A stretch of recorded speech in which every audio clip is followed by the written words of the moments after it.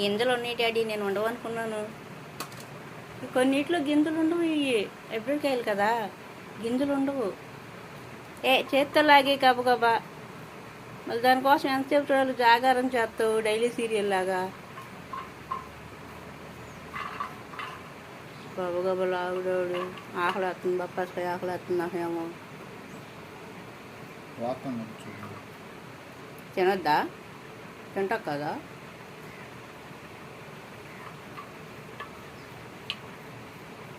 దాని మొక్కలు పోయి మెల్లిగా మొదలెడతా.